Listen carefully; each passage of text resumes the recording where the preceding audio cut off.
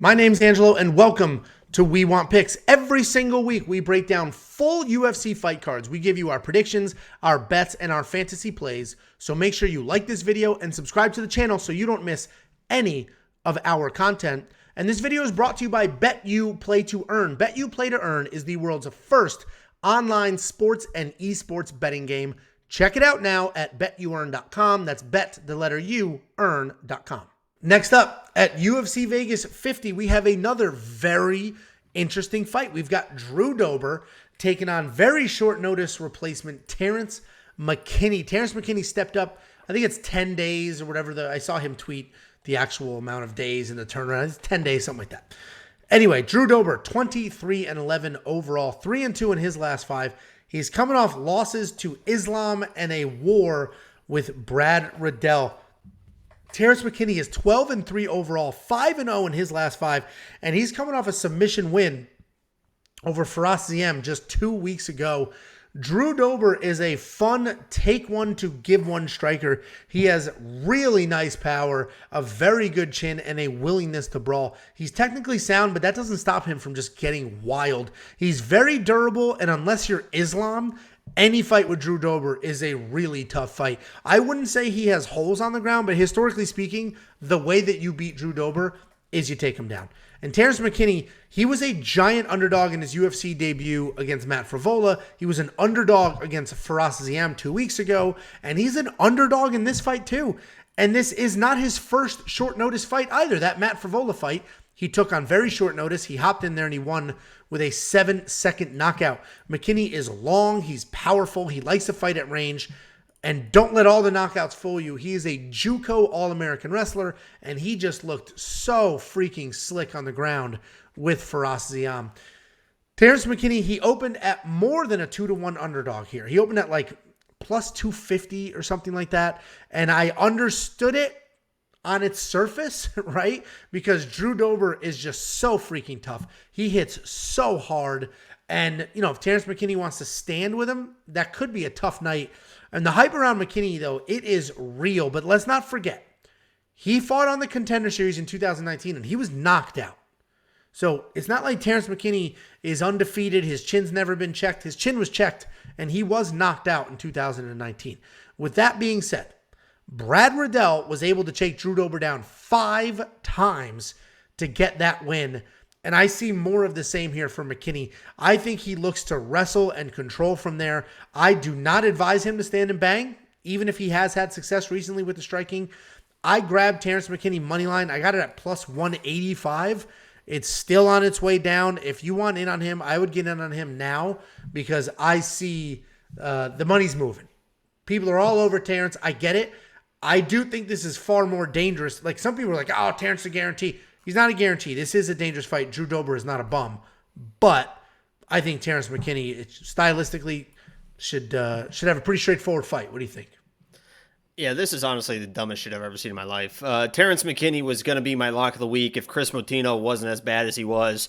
This is crazy to me. I mean, I'm glad, and I'm actually surprised that he is the underdog after he was able to show off the wrestling, right? Because he really hasn't been able to show that off in the UFC. Last fight, he was able to get the takedown, show how dominant of a wrestler he can be and a grappler that he can be. There wasn't he tripped.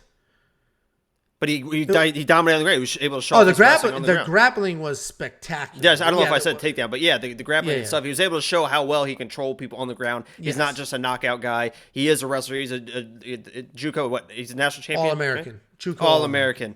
Yeah, JUCO All-American. So I absolutely love him in this matchup. I'm going to give a comparison right now that people aren't going to be able – they might not like it, but this is the most spot-on comparison you're ever going to hear in your life.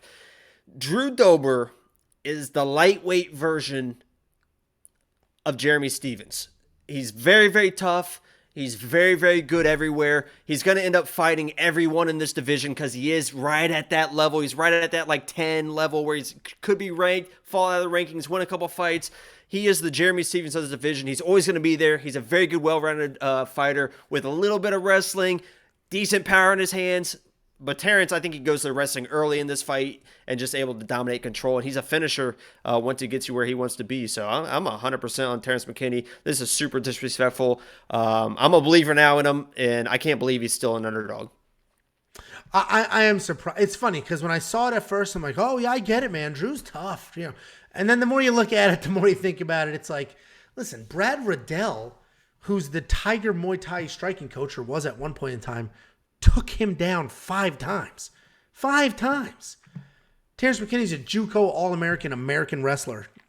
He should be able to take him down. Now, if Terrance stands and bangs because he's been doing that lately, he could actually find himself in some trouble. I mentioned he's been knocked out before. He does not have, this invincible chin where Drew Dober basically does. So that could be a little bit of some trouble. Look at that chin. Jesus Christ. It holds up. That thing's granite. He's like that. He looks like the commercials. Have you seen the things where you bite the rubber thing over and over and it improves your jaw muscles? And then there's that one guy that's got like his jaw muscles like out to here. Someone says it looks like he can suck peanut butter through a straw. That's Drew Dober. Yeah, no, he definitely's got a chin. It is held up. The Brad Riddell fight, he dropped Brad, but they went at it, and that's an incredible fight. I don't know how Terrance McKinney will do in just a straight up war like that. We haven't seen him in a war. Yeah, we haven't seen his cardio be tested. That's why I was hesitant on him his last fight, and obviously it was never tested still. That's the biggest question mark, is how is he going to look like late second, third round if this goes there. Yeah. Well, either way, $7,200 for me is an absolute no-brainer for DraftKings. Straight up no-brainer for DraftKings. I'm sure you agree with that. Monkey Knife Fight's interesting. It's, I don't know what to do. 60s, it's only 20 per round. Drew's a pretty busy guy, but I do think he gets taken down. I think it's a less-more situation or a less-less. Oh, I disagree. I think it's a more. You think they go at it for 3 rounds? See, I think if clearly, Terrance... Yeah, I said more. Okay. If Terrance gets him down and gets him down often and early, I think that's when we're going to get those comments that are like, man, those guys just have no. What are those comments when they think like we're serious when we argue and stuff? Those guys hate each other. Early on, people used to be like, Angelo's so mean to Jacob, and it's just not appropriate. No, they just gotten used to it. Now you just made them. You keep doing it. I normalized bullying, and good for me, and good for you, because you can get 50 free dollars. If you go to WeWantPicks.com/bets, we have 5 different betting partners. Sign up with any one of those 5 betting partners. Make a deposit. Let us know after you do, and we send you $50 as a thank you for supporting us and our partners. That's WeWantPicks.com/bets.